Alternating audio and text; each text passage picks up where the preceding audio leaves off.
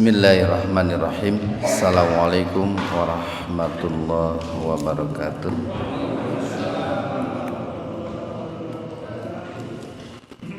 Innal hamdalillah nahmaduhu wa nasta'inuhu wa nastaghfiruh wa na'udzu billahi min syururi anfusina wa sayyiati a'malina.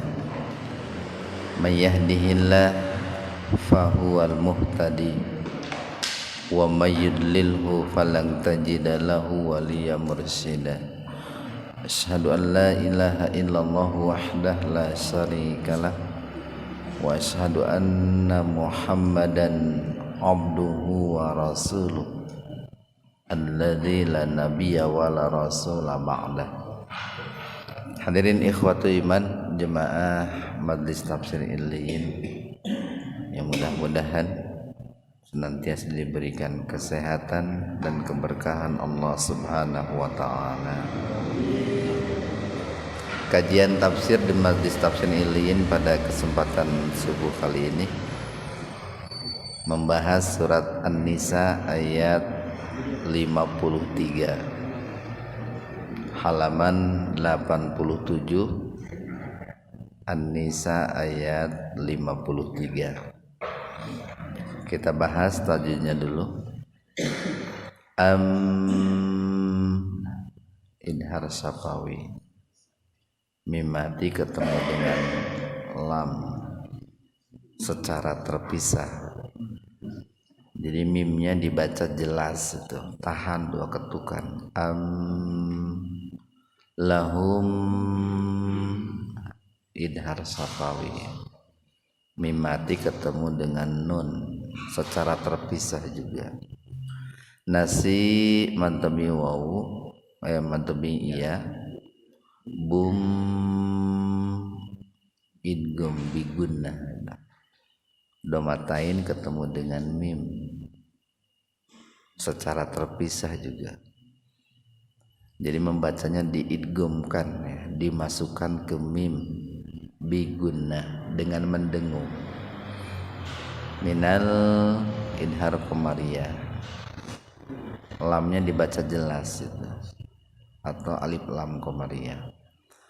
Mulki. Nah, kalau mulki lamnya dibaca sekilas saja.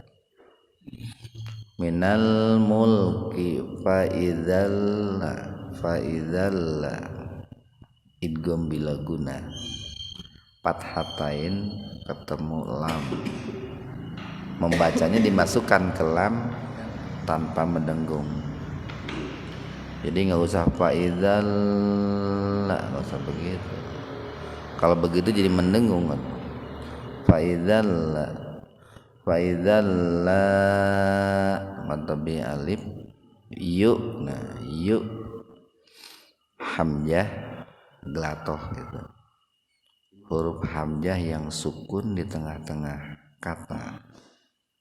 Jadi membacanya dihentakan ya, dihentakan, bukan dipanjangkan.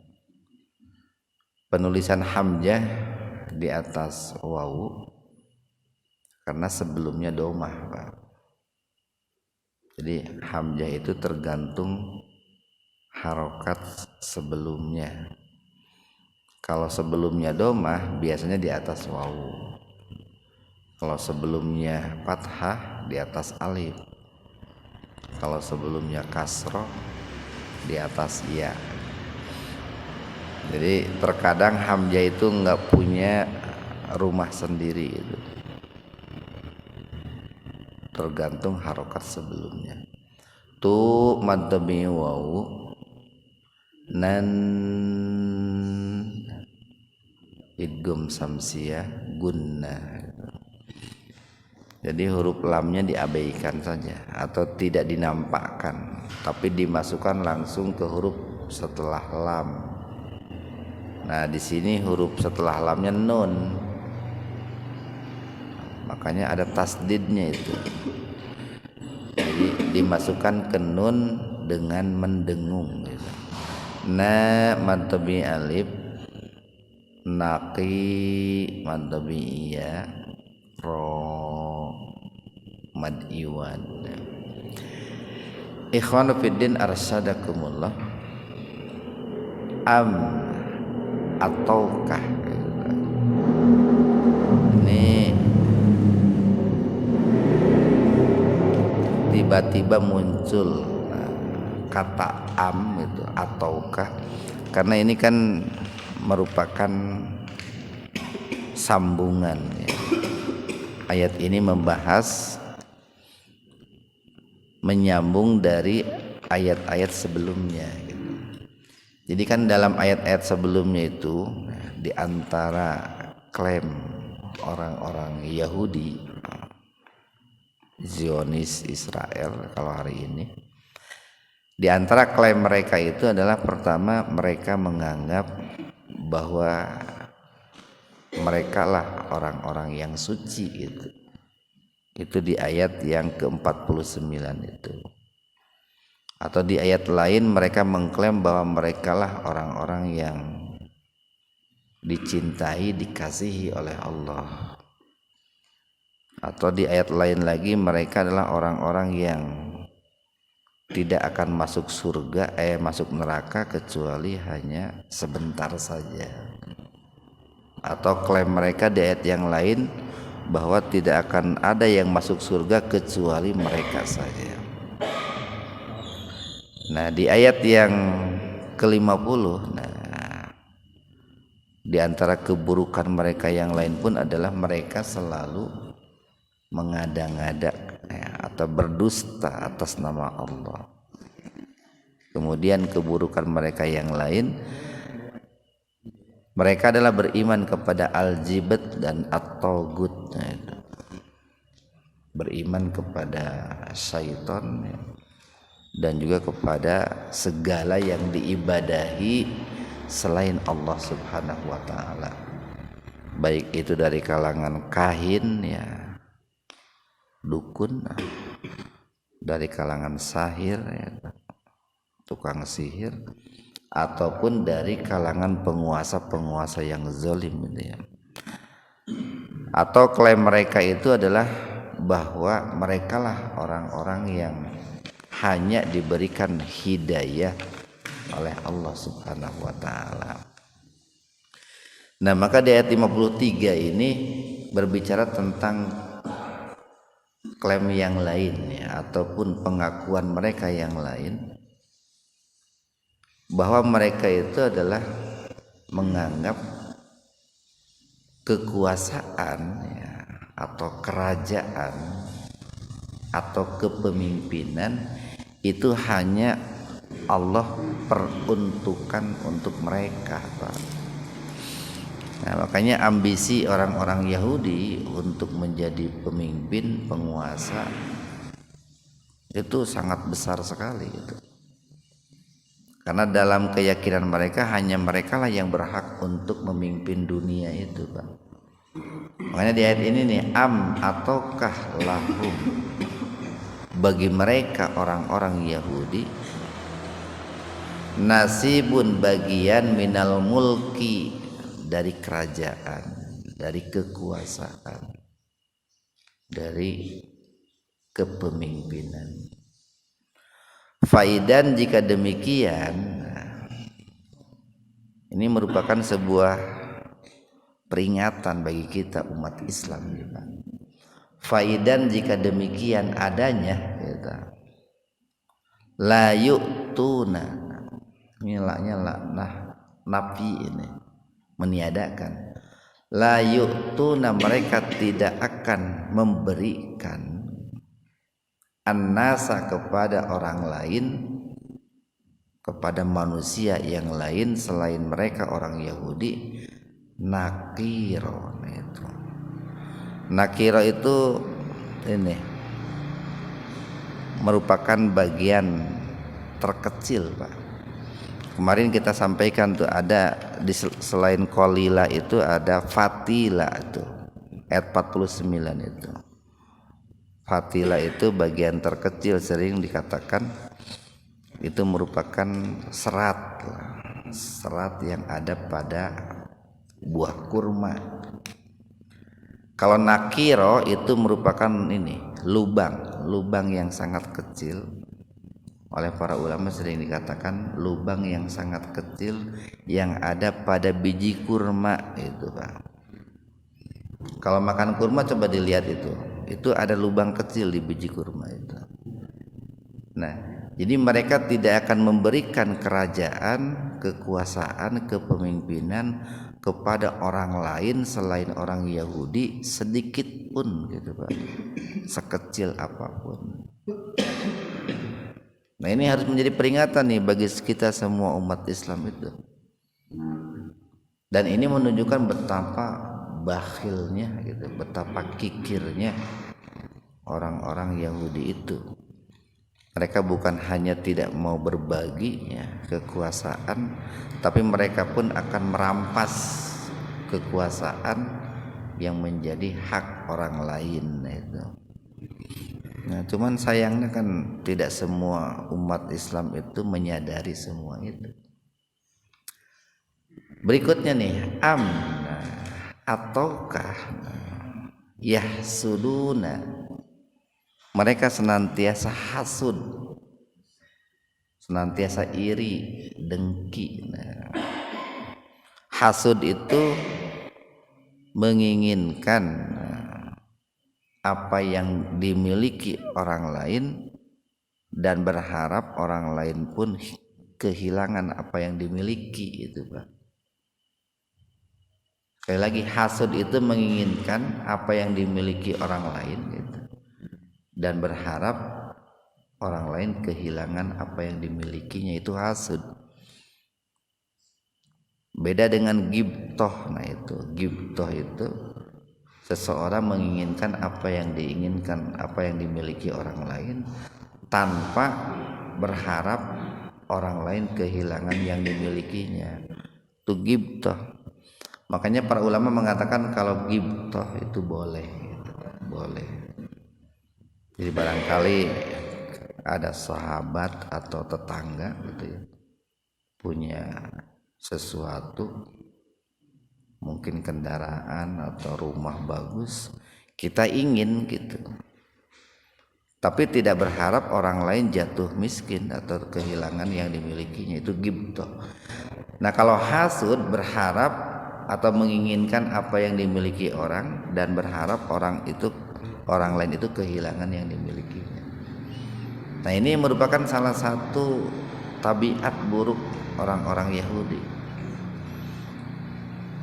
Banyak ulama yang menafsirkan an-nasa di sini Nabi Muhammad itu.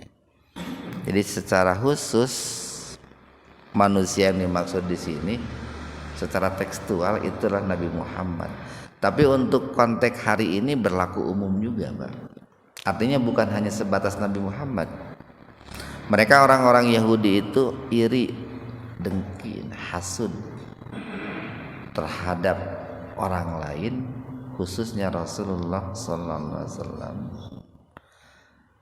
Ala terhadap apa? Terhadap sesuatu. Maknanya ma'lil asya ini, Pak. Atahum yang Allah, atahumullah. Ata memberi, Pak. Hum mereka, Allahu Allah. Jadi maksudnya begini, ala ma atahumullah itu.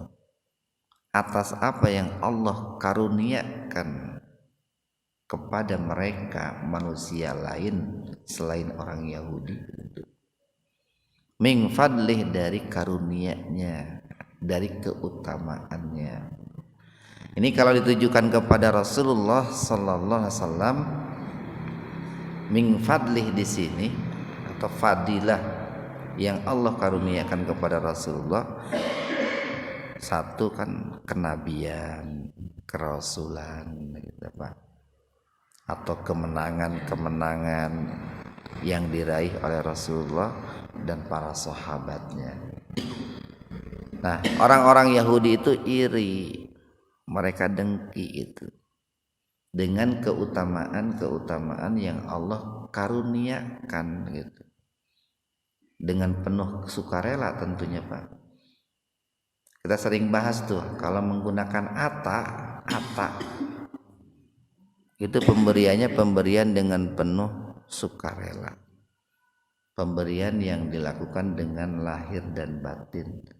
Jadi Allah itu betul-betul memberikan karunia, keutamaan, keistimewaan kepada umat Islam umumnya, khususnya kepada Rasulullah itu dengan penuh sukarela. Nah, orang-orang Yahudi itu iri, itu Pak, iri.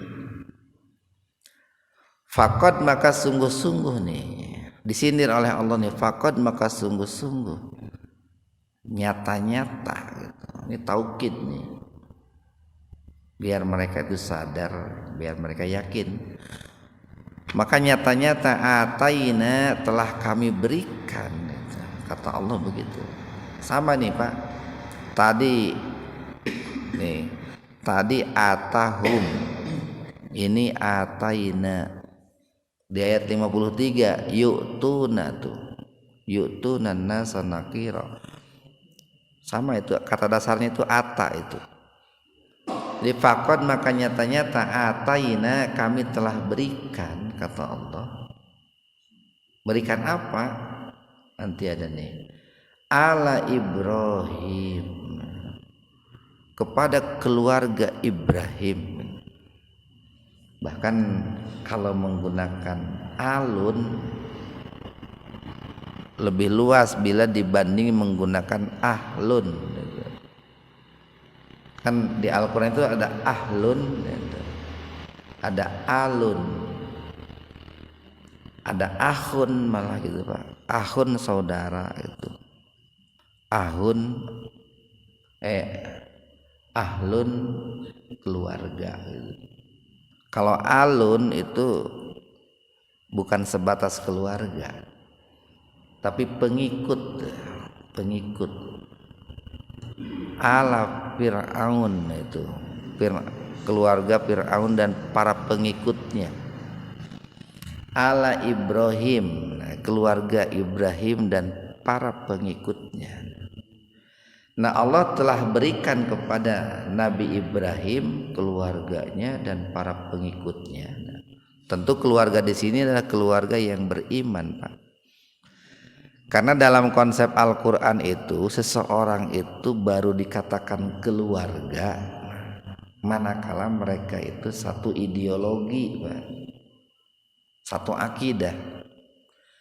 Ketika akidahnya berbeda, hakikatnya hubungan keluarganya itu putus sebetulnya itu. Putus. Makanya nih kalau kita lihat nih kisahnya siapa tuh? Kan'an itu, anaknya Nabi Nuh. Sesungguhnya dia itu keluargaku. Ya Rabbi innabni min ahli. Nah itu kata-kata ahlun itu. Innabni min ahli. Ya Allah, sesungguhnya Kan'an itu keluargaku.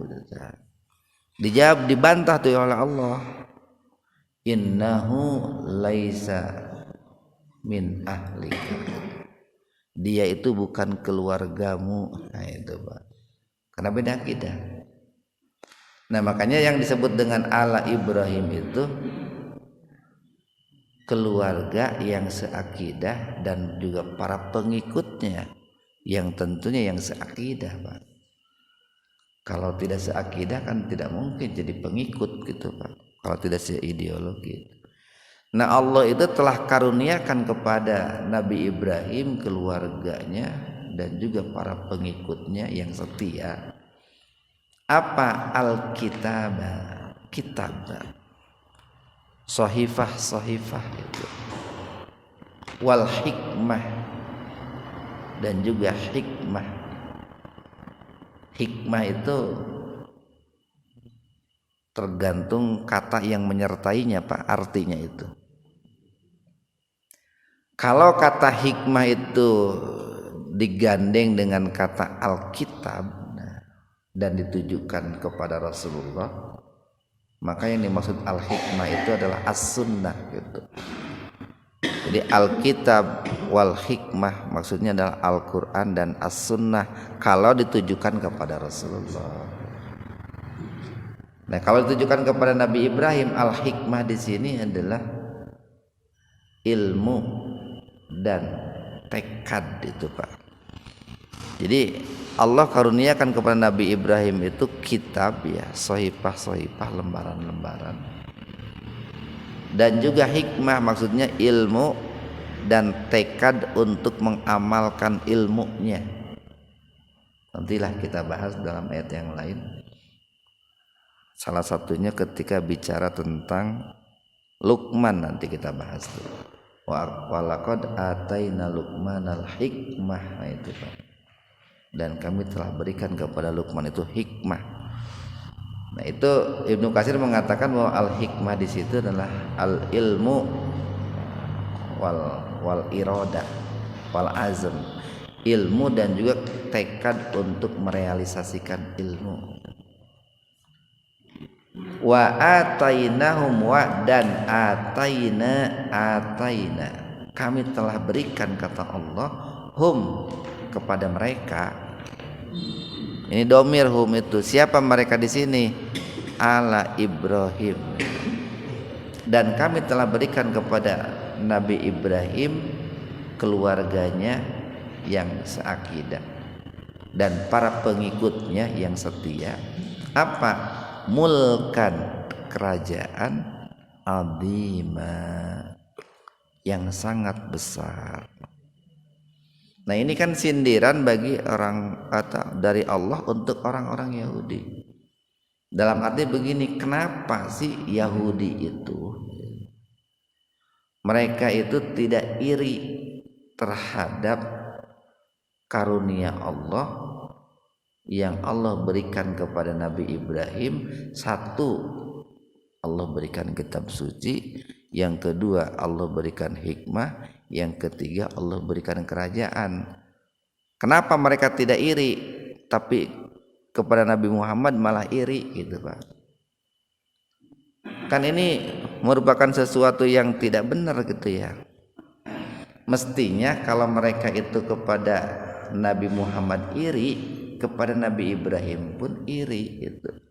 Kan sama-sama diutus oleh Allah gitu. Atau mestinya kalau kepada Nabi Ibrahim mereka tidak iri, tidak dengki, kepada Nabi Muhammad pun jangan dengki, kepada umat Islam pun jangan dengki. Karena baik Nabi Ibrahim, Nabi Muhammad, umat Islam, mereka adalah sama-sama orang yang mengesahkan Allah. Atau kalau mereka itu mau mengambil ibrah, pelajaran gitu Pak, betapa salahnya klaim mereka kekuasaan kerajaan itu akan diberikan kepada mereka. Dulu Allah berikan kekuasaan kerajaan kepada Nabi Ibrahim itu kan karena ketaatan Nabi Ibrahim kepada Allah gitu. Karena kepatuhan Nabi Ibrahim kepada Allah, yang kemudian karena kepatuhan dan ketaatan Nabi Muhammad pun berhak untuk mendapatkan apa yang Allah berikan kepada Nabi Ibrahim. Nah kalau mereka itu tidak patuh, tidak taat, tidak tunduk kepada Allah seperti patuh dan tunduknya Nabi Muhammad dan Nabi Ibrahim, kenapa kok mereka itu mengklaim bahwa kerajaan, kekuasaan, kenapa mereka itu iri terhadap kerajaan, kekuasaan yang Allah berikan kepada Nabi Muhammad dan juga umat Islam tentunya Pak. Nah itu sindirannya di situ itu Pak. Ayat 55, faminhum,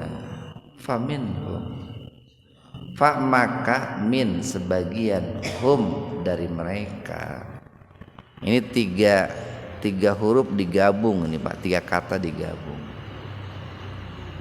Maka sebagian di antara mereka, nah, siapa merekanya itu? Orang-orang Yahudi Pak. Sebagian di antara mereka itu man, ada orang amana yang beriman bihi. Nah ini ulama ada yang menafsirkan bihi di sini kembali kepada bil kitab yang Allah turunkan kepada Nabi Ibrahim. Ada yang menafsirkan bihi di sini adalah bil Quran, terhadap Al-Quran yang Allah turunkan kepada Nabi Muhammad. Jadi setelah diberikan peringatan seperti tadi itu, di antara orang ahlul kitab itu ada yang menerima seruan Nabi Muhammad, ada. Tapi tentunya nih jumlahnya sangat sedikit sekali, Pak. Para ulama itu menggarisbawahi jumlahnya itu hanya sedikit. Jadi min di sini kan harfu tab'id, Pak. Huruf yang menunjukkan bukan keseluruhan tapi sebagian. Namun sebagian itu sebagian kecil. Wa dan minhum, min di antara hum mereka orang-orang Yahudi. Ya, ini sininya minnya min sebagian besar, Pak. Dan sebagian besar orang-orang Yahudi itu sodda, menghalang-halangi anhu. Maksudnya anhu itu anil kitab, anil hikmah, anil haq. Dan sebagian besar orang-orang Yahudi itu menghalang-halangi manusia gitu, dari jalan yang benar, dari jalan yang lurus, dari kitab suci yang Allah turunkan kepada para nabi. Tentu dengan berbagai macam bentuk dan cara mereka menghalangi. Ya, tergantung siapa orang Yahudinya, Pak. Kalau orang Yahudinya preman, meureun ngahalangan teh ku fisik, meureun Pak gitu. Namun preman. Kalau orang Yahudinya penguasa, menghalangi manusia dari jalan yang benar, dari Islam, ya dengan kekuasaan, Pak, dengan kekuasaan. Banyak bikin aturan tidak boleh pakai jilbab, nah itu kan kekuasaan itu. Bikin aturan tidak boleh mengumandangkan adzan, nah itu kekuasaan. Atau bikin aturan kalau melakukan sholat berjamaah sanksinya ini. Nah itu. Yang tentu saja cara menghalangi manusia dari jalan Allah melalui kekuasaan, dampaknya itu jauh lebih luas dan lebih mengerikan, Pak. Jadi lamun yang menghalangi manusianya itu orang Yahudi, rakyat jelata gitu, dampaknya mungkin lokal gitu, Pak. Tapi yang kalau yang menghalanginya penguasa, dampaknya luas itu, Pak. Dengan satu aturan saja, kan setiap aturan yang dibikin penguasa itu ada sanksi di belakangnya, Pak. Manakala dilanggar. Kemudian aturan itu didampingi, Pak. Dikawal. Dikawalnya itu biasanya oleh keamanan, Pak. Artinya kalau ada orang yang melanggar, nah ini si pengawal ini akan memberikan sanksi kepada yang melanggar itu. Jadi yang disebut menghalangi manusia dari jalan Allah itu akan berkembang, akan berbeda bentuk sesuai dengan siapa yang menghalangi manusia dari jalan Allah atau sesuai dengan perkembangan zaman. Mungkin suatu hari umat Islam ketika mendengar berita orang-orang Palestina dizalimi oleh Israel, suatu hari kunut mungkin akan dilarang, Pak, di negara kita itu. Suatu hari. Atau mungkin akan dilarang juga suatu hari itu kita memberikan bantuan material kepada saudara-saudara kita yang ada di Palestina. Suatu hari tidak menutup kemungkinan akan seperti itu, bukan berarti berharap, Pak. Ayeuna wae kan ketika ada umat Islam yang bentrok dengan orang yang pro Israel, adem-adem wae gini, Pak. Diantep wae kan gini gitu. Nah, kalau hari ini umat Islam mayoritas saja seperti itu perlakuan hukumnya, apalagi kalau nanti umat Islam sudah melemah sekali, Pak. Itu menghalangi manusia dari jalan Allah secara sembunyi-sembunyi lah Pak. Makanya nih kata soda itu Pak, kata soda di sini dalnya ditasdid itu Pak. Asalnya itu sodada, itu asalnya sodada. Dalnya itu 2 Pak. Dan itu dalnya 1 Pak. Yang 1 disembunyikan, diganti dengan tasdid. Itu bukan main-main itu. Ini artinya nih, ada orang-orang Yahudi yang menyembunyikan atau yang menghalang-halangi manusia dari jalan Allah dengan cara sembunyi-sembunyi gitu kan. Susulumputan itu. Susulumputan. Mungkin konteks ini tepat kalau dikaitkan dengan negara kita hari ini. Di kita banyak yang menghalangi umat Islam untuk membantu saudaranya di Palestina, menghalangi umat Islam dengan sembunyi-sembunyi Pak. Kenapa mereka sembunyi-sembunyi? Belum punya kekuatan saja Pak, belum punya kekuatan. Kalau seandainya mereka sudah punya kekuatan, mereka akan menunjukkan taringnya itu Pak. Taringnya. Mungkin ketika di Muhajirin ada kunut nazilah, wah, di demonya habis-habisan mungkin Pak. Kalau sudah punya kekuatan itu. Wa kafa, dan cukuplah bi jahannam, dengan jahannam, dengan neraka jahannam, sa'iro.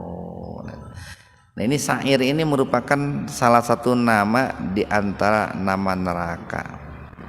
Jahannam pun merupakan salah satu nama di antara nama-nama neraka. Neraka itu ini Pak, mautinul adab itu. Kebalikan dari surga, mautinun nikmah itu.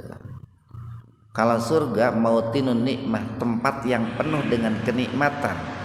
Saking penuhnya kata Rasulullah, mala ainun ra'at wala udhunun sami'at wala khatara fi qalbil basar. Kenikmatannya itu belum pernah terlihat oleh mata, belum pernah terdengar oleh telinga, dan belum pernah terdetik di benak manusia. Sebaliknya neraka mautinul azab, tempat yang penuh dengan penyiksaan. Saking banyaknya penyiksaan itu belum pernah terlihat oleh mata, belum pernah terdengar oleh telinga, dan belum pernah terdetik di benak manusia.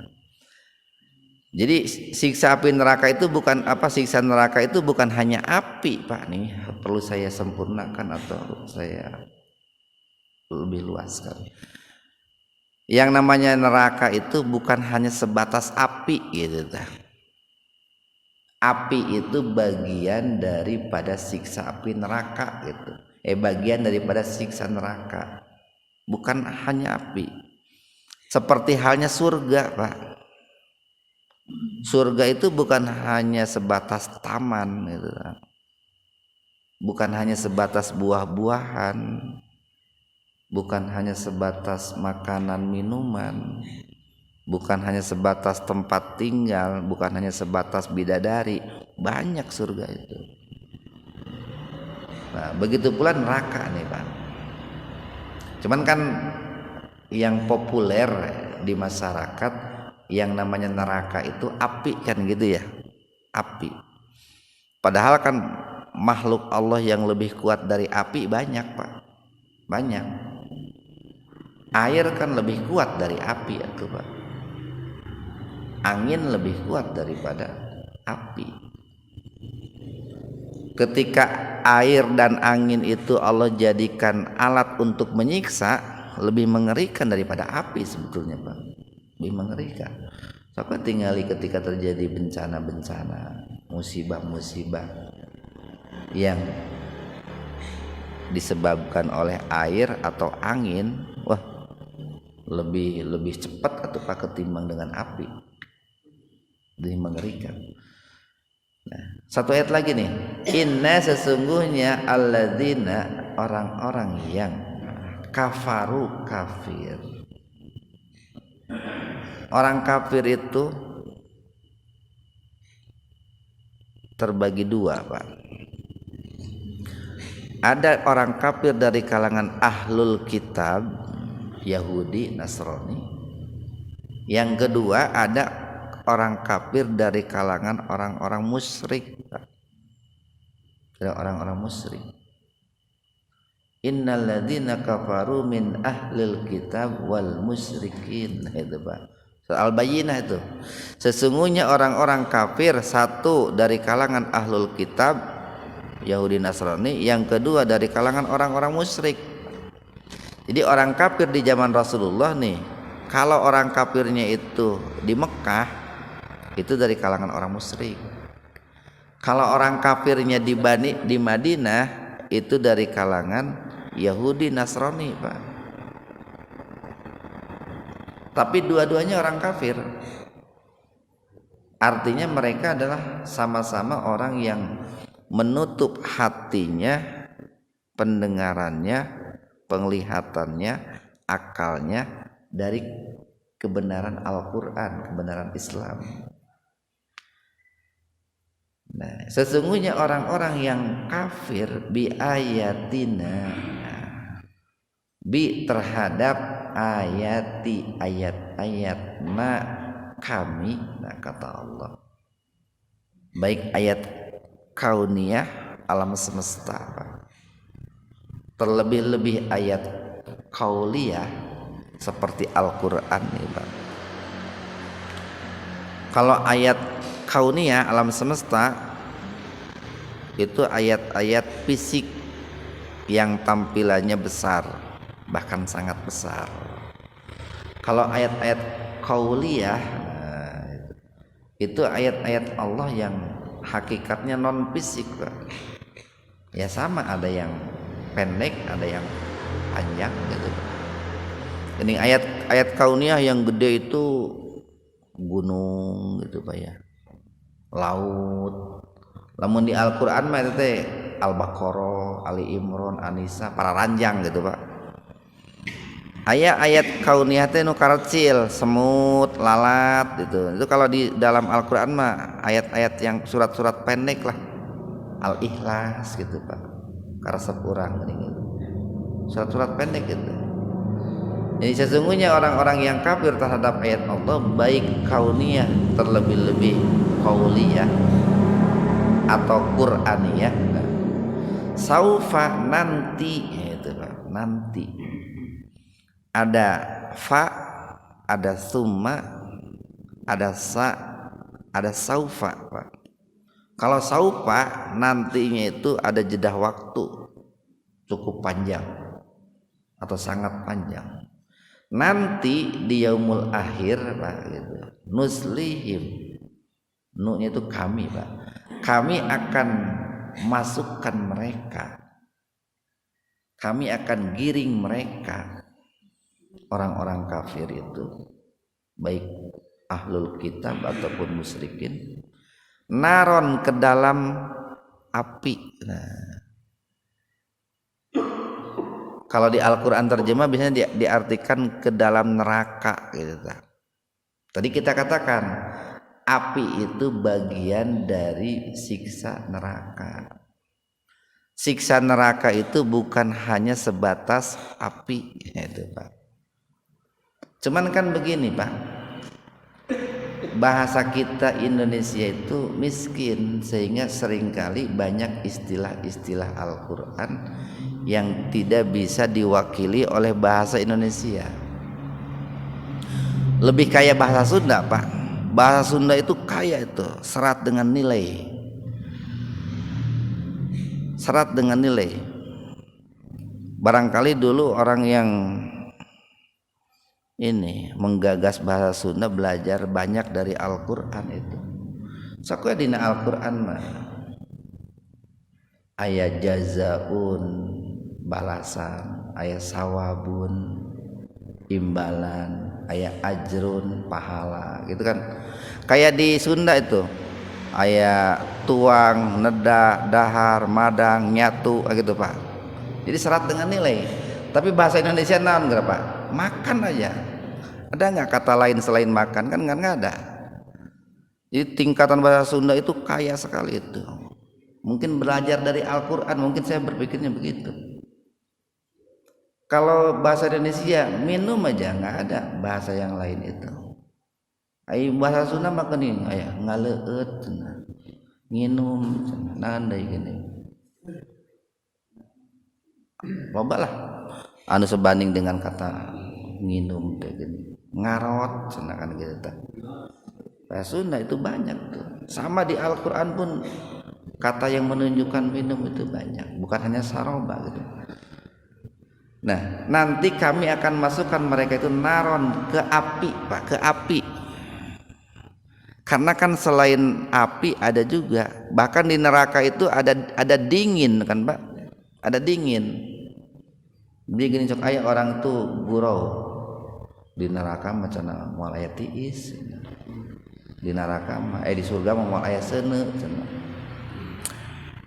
Di neraka itu ada tuh illa hamima wa ghassaqo. Untuk ghassaq, hamim itu air yang sangat panas itu. Ghassaq itu adalah suhu yang sangat dingin itu Pak, sangat dingin. Itu kalau suhu itu sangat dingin mencapai sekian ribu derajat Celcius, rasanya jadi panas juga itu Pak, jadi panas juga. Nah, itu kalau ada namanya itu inti es, itu inti es. Biasanya freezer itu penjual es krim itu kalau mengirim es krim itu pakai inti es itu baru sekian derajat Celcius, belum sampai ribuan itu Pak. Jadi hamima wa ghassaqo itu. Kalau Ibnu Abbas mengartikan ghassaq itu cairan yang sangat dingin. Ada yang menafsirkan angin yang sangat dingin. Itu siksa api neraka tuh. Nah, cuman di sini Allah katakan, Allah ancam nih, orang yang mendustakan ayat-ayat Allah itu akan kami masukkan ke dalam siksa neraka, siksa api itu. Tentu api yang ada di dalam neraka. Nah gitu Pak. Jadi bahasanya begitu. Di neraka itu siksanya itu beda-beda. Cuman semuanya berupa siksaan, nggak ada kenikmatan sedikit pun. Mau itu batu, mau itu api, mau itu air, mau itu angin, semuanya disiapkan oleh Allah untuk menyiksa gitu. Kullama, maka setiap kali nadijat. Nah, nadijat itu matang, masak. Lamun dikaitkannya dengan buah-buahan matang gitu Pak. Lamun dikaitkannya dengan tadi orang kafir yang dibakar di neraka tutung meureun Pak gitu tah. Setiap kali nadijat hangus tutung. Juluduhum, kulit mereka orang-orang kafir. Badal apal badal maksudnya ganti di badal nahum, kami ganti kata Allah kulit mereka itu juludan dengan kulit goiroha yang lain. Untuk apa? Liyaduku, untuk supaya mereka merasakan, biar mereka merasakan al-azab, siksa, supaya mereka lebih merasakan siksa. Nah ini diteliti nih Pak, ini diteliti oleh para ahli nih. Kenapa kok Al-Quran mengatakan liyadzukul azab? Ternyata betul Pak. Jadi ketika orang terbakar nih Pak, pada saat terjadi kebakaran, yang paling sakit itu ketika kulit terbakar itu Pak, yang paling sakit. Setelah kulit luar itu terbakar, kesananya tidak begitu sakit Pak gitu. Tidak begitu sakit kesananya itu. Tuh hasil penelitian para ahli begitu. Jadi ternyata betul sekali apa yang dikatakan Al-Quran. Kenapa kok Allah itu setelah orang-orang kafir mereka dibakar di neraka, lalu hangus, oleh Allah diganti lagi dengan kulit yang baru, biar mereka bisa lebih merasakan lagi atau terus merasakan bagaimana sakitnya dibakar itu. Karena bisa jadi kalau kulitnya tidak diganti, Pak, rasa sakitnya akan berkurang itu, Pak, akan berkurang. Innallaha, sesungguhnya Allah, karena adalah atau keadaannya azizan, maha gagah, maha perkasa, hakimah, dan juga maha bijaksana. Nah ini nih, dua sifat ini dalam Al-Quran, Al-Aziz dan Al-Hakim, itu selalu atau seringkali bergandengan, seringkali bergandengan. Salah satu rahasianya adalah begini nih, kalau ini sebetulnya mendidik kita, Pak, mendidik kita. Kan tadi di awalnya tuh, Pak, ya, di awal ada kata-kata faminhum man amana wa minhum man sadda anhu, ayat 55 tuh. Maka di sini di ujungnya itu muncul dua sifat Allah yang berseberangan. Satu azizan, dua hakimah. Untuk siapa azizan itu? Untuk man sadda an sabilillah, untuk orang-orang yang menghalangi manusia dari jalan Allah. Untuk siapa hakimah itu? Kemahabijaksanaan Allah, untuk orang-orang man amana bihi, untuk orang-orang yang beriman kepada Allah. Nah sebetulnya ini sebuah pembelajaran dari Allah, Pak. Kita pun manusia nih, umat Islam itu harus mensifati diri kita itu dengan dua sifat ini nih. Jadi orang Islam itu jangan selamanya hakim, Pak, jangan, Pak. Tapi nggak punya aziz, nggak bagus itu.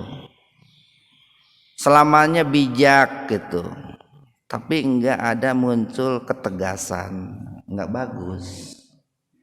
Selamanya keras, nggak ada hakim, nggak bagus juga itu, Pak.